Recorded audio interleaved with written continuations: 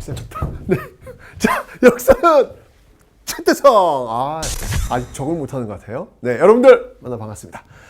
자, 우리가 이제 일제강점기 마지막 시간이에요. 1930년대 그 저항을 배워볼 텐데 정말 기쁜 시간이죠. 왜? 우리의 광복을 만날 수 있는 그런 행복한 시간이니까요. 그런데 여러분들 대한민국 임시정부 말이에요. 대한민국 임시정부가 1932년, 그러니까 19년도에 상하이에서 출발해가지고 32년도에 그 윤봉길의 흥꺼공원 그 의거로 인해 가지고 더 이상 상하이에서 활동할 수가 없어요. 그래서 이동합니다. 상하이를 떠나가지고 계속 이 중국을 거의 반바퀴를 돌아요. 반바퀴를 도는데 최종적으로 도착한 곳이 바로 충칭입니다. 1940년. 32년 떠나서 40년에 들어와요. 그러니까 무려 8년입니다. 8년 동안 이들이 이동했던 경로가 몇 킬로냐면 무려 6,000킬로예요. 여러분들 6,000킬로 그냥 편하게 이동했냐고요? 아닙니다. 이들이 이동할 때마다 하늘에선 폭격기가 떴고요. 그리고 옆에선 총탄이 날아왔고요. 뒤에선 밀정이 추격해 들어왔습니다. 3.1운동을 통해서 만들어진 그 대한민국이라는 그 집을 이고 이들이 32년 이 상하이를 떠나서 충칭에 이르기까지 그 고된 대장정, 마치 이런 생각이 들더군요. 달팽이가 대한민국이란 그 집을 이고 정말 천천히 그 목적지를 향해 이동하는 그 모습이 그려집니다. 여러분이 살고 있는 이 대한민국은 그냥 뚝 떨어져 나온 대한민국이 아니라 바로 이 많은 사람들이 그렇게 지켜내고자 했던, 꼭 전달해 주고자 했던 그 역사의 선물, 그 역사의 선물이 대한민국이고 내가 지금 그곳에 살고 있음을 여러분들이 잊지 않으셨으면 좋겠어요. 그런 생각하다 보면 왜 요즘 그 헬조선이라는 그 단어를 저는 감히 못 쓰겠더라고요. 어떻게든 더 좋은 나라로 만들어서 뒤에 오는 사람들한테 우리가 받았듯이 우리도 뒤에 오는 사람들에게 전달해 줘야 되겠구나라는 그런 생각이 듭니다. 자, 그들의 8년에 걸친 6,000km가 넘는 그 대장정의 여정을 저와 함께 떠나보도록 하겠습니다.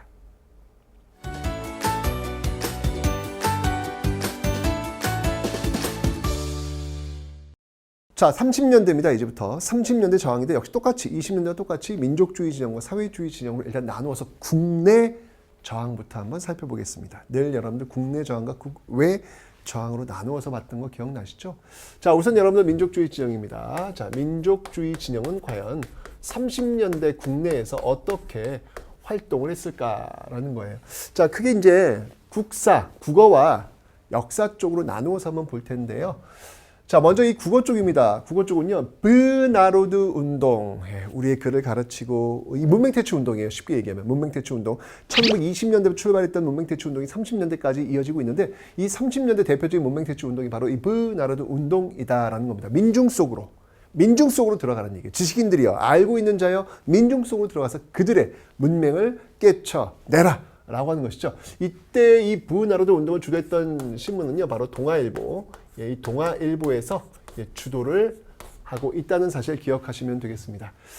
이 브나로드 운동은 여러분들, 이 브나로드 운동은 나중에 이게 소설로도 연결이 되죠. 바로 시문, 심훈의 그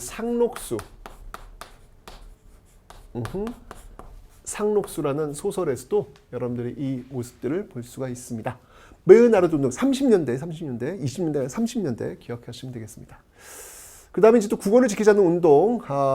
앞에서 우리가 20년대에서 조선어 연구회를 봤습니다. 그 조선어 연구회 가갸날 한글날 그리고 한글이라는 잡지를 만들었던 조직. 그 조직이 이제 30년대 와서는 이름을 바꾼다라고 설명을 드렸죠. 바로 조선어 학회. 자, 그런데 이 조선어 학회 이것도 역시 여러분들 일제 통치 정책 설명드렸죠. 1942년. 이 42년도에 큰 사건이 한번 있었죠. 예, 바로 이 당시 민족말살 통치 과정 속에서 우리 국어를 아예 없애버리려고 했던 그 과정 속에 나왔던 바로 조선어 학회 사건. 조선어 학회 사건이 있었다. 이 조선어 학회 사건으로 말미암아서 결국은 예, 우리말 큰사전. 우리말 큰사전을 편찬할 수가 없었다라고 하는 거 배우셨죠, 여러분들? 네. 시도냈지만 결국은 실패했다라고 하는 거, 요거 여러분들 좀 기억을 좀 해 놓으시면 되겠습니다. 됐죠? 우리말 큰사전이었습니다. 이번에는 여러분 역사 쪽으로 한번 볼게요. 역사 쪽에서 이제 민족주의 사학이라는 게 있습니다. 민족주의 사학. 민족주의 사학 들어봤잖아. 그렇지. 구한말 신채호 독사신론 민족주의 사학의 방향을 제시했던 그 글, 그렇네요. 그게 이제 여러분 10년대, 20년대, 30년대까지 오는데 일단 30년대 볼게요. 이 30년대 민족주의 사학을 이끌었던 대표적인 인물은 바로 정인보라는 인물이에요. 이 정인보는요, 얼을 강조합니다. 이 민족주의 사학의 핵심은 뭐냐면 정신이야. 정신만 우리가 잃지 않고 있으면 우리는 언젠간 다시 되찾을 수 있다. 이런 것들 이제 믿고 있는 것이죠. 이런 민족주의 사학이 어떤 영향을 끼쳤던 10년대, 20년대 대표적인 인물들이 있으니 그들을 우리가 또 기억을 해야 되겠죠. 이건 30년대, 저 인물은 30년대고요. 10년대, 20년대 활동했던 인물들을 한번 좀 살펴보도록 하겠습니다. 자, 어떤 인물들이 있냐면요. 바로 이런 인물들이 있겠습니다. 이런 인물들. 먼저 신채호. 가만히 있어봐. 신채호? 구한말 독사신론. 그리고 20년대 의열단에서 민족 조선혁명 선언? 네, 맞습니다. 그 인물입니다. 10년대, 20년대는 또 이제 민족주의 역사학자들 굉장히 많이 활동을 하는데, 자, 신채호. 자, 여기서는 여러분들, 제가 얘기했죠. 민족주의 사학은 정신을 강조한다고. 신채호가 강조했던 건 난가 사상이라는 거예요. 난가. 이 난가라고 하는 건 뭐냐면 이 낭자가 화랑할 때 그 낭자. 왜 심신 계곡을 다니면서 명산 계곡을 다니면서 그 심신을 단련했던 뭔가 좀 활달한 뭔가 호연지가 느껴지는 이런 어떤 모습들. 이게 화랑이잖아요. 그런 정신들이 우리는 있다라고 하는 것이죠. 이 난가 사상을 굉장히 강조했고요. 그래서 그의 저서 중에서는 뭐 조선 상고사 라든지 그다음이 조선사 연구초와 같은 그런 저서가 있음을 여러분들 기억하시면 되겠습니다. 신초가 왜 여러분들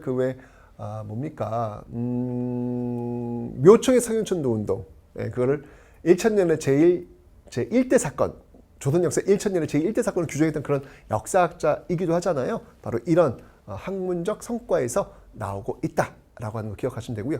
신채호 선생뿐만 아니라 또 한 분이 계시죠. 바로 이 박은식 선생. 잊을 수가 없죠. 박은식 선생. 이 박은식 선생은 뭘 강조했냐면 박은식 선생은 혼을 강조합니다. 혼. 그러네요.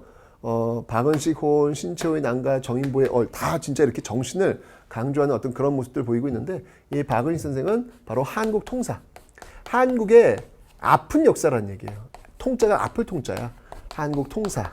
이런 것들을 통해 가지고 우리의 정신을 또 강조했고요. 하나 더 본다면 한국 독립운동 지혈사.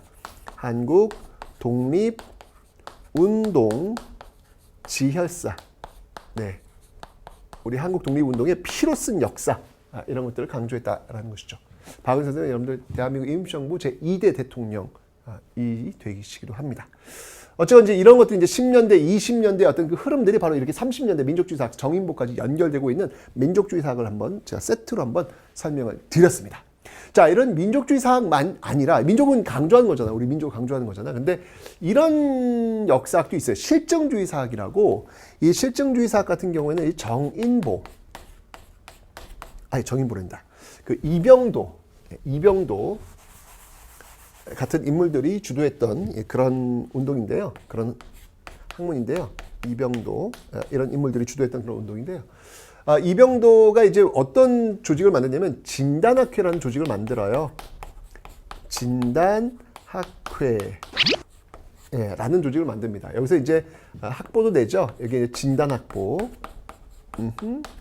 진단학보와 같은 이런 활동들을 많이 하는데 말 그대로 그거예요. 지금 이제 민족주의사 같은 경우에는 그 역사학자들의 주관이 명백히 들어가 있잖아. 우리 민족 최도다. 우리 민족이야. 말로 우수하다. 뭐 이런 거 이 주관적인 해석 들어가는 거잖아요. 근데 실질적으로 그거 빼라는 거예요. 그냥 있는 그대로의 역사만 이야기하라. 라고 이야기는 이제 실증주의 사학이 되겠습니다. 또 있어요. 이런 민족주의 사학, 실증주의 사학뿐만 아니라 또 다른 사학이 있다면 바로 이쪽은 이제 사회주의 쪽입니다. 이제 이번은요 사회주의 쪽에서 한번 살펴보도록 하죠.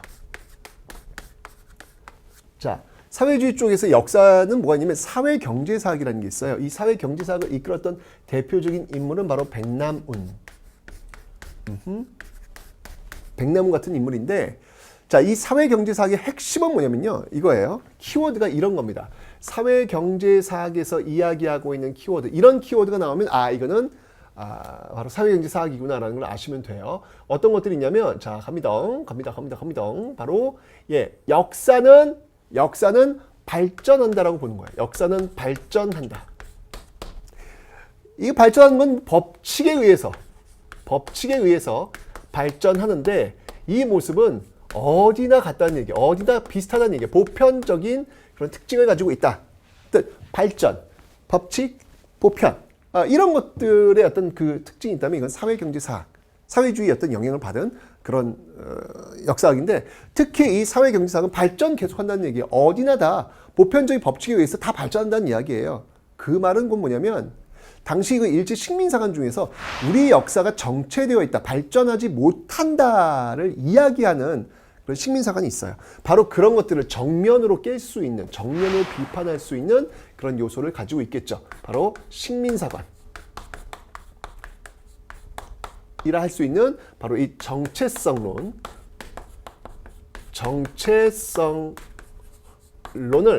비판할 수가 있겠다라고 하는 것을 여러분들 좀 기억해 놓으시면 되겠습니다. 대표적인 게 바로 이 사회경제사학이다라는 것이죠. 실증주의 사학은 또 이것도 이제 비판하겠네요. 왜냐면 사회경제사학도 어차피 이거 주관이라는 게 들어간 거니까, 그죠? 하지만 사회경제사학은 또 실증주의 사학을 비판하는 거예요. 이게 바로 친일사관이라는 거예요. 지금 일제강점기라고는 식민지라고 하는 상황 속에서 아무런 생각 없이 그저 있는 그대로 역사를 이야기하라. 그건 곧 일제가 원하는 거 그대로 하라는 거다. 라고 이야기하면 또 비판하는 그런 측면이 분명히 있겠습니다. 자, 사회주의 쪽은 이렇게 1930년대가 되면서 이렇게 역사적 활동도 하지만 대부분 30년대 되면 이제 사회주의가 20년대 굉장히 절정하잖아요. 절정이 이르잖아요. 그러면서 일제가 이제 치안유지법 통해서 계속 탄압합니다. 신간을 통해서 어떻게 한번 공간을 만들어 보려고 했더니 결국 3년에 해소한단 말이야. 이러면서 결국 이제 이 사회주의는 더 이상 공개적으로 활동하기가 어려워져요. 그래서 지하로 불법적 조직이죠. 그 당시에 보면요.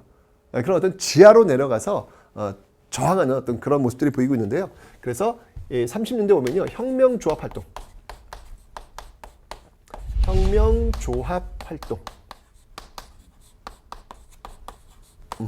이런 것들은 이제 지하에서 비합법적 투쟁을 전개하는 모습들로 지금 나타나고 있더라라고 하는 겁니다. 30년대는 여러분들 민족말살 통치예요. 정말 너무나도 활동하기 어려운 그런 시대입니다. 우리의 어떤 그 정신과 우리의 어떤 그 문화유산들을 모두 다 말살시키려는 그런 시대, 전쟁의 시대예요. 전쟁의 시대. 국가 총동원법이 유령처럼 떠다니고 있는 그런 시대. 그런 시대에도 이렇게 나름대로 참 힘겹게 저항하고 있었던 우리의 자랑스러운 역사 30년대 국내 저항의 역사를 한번 살펴봤습니다.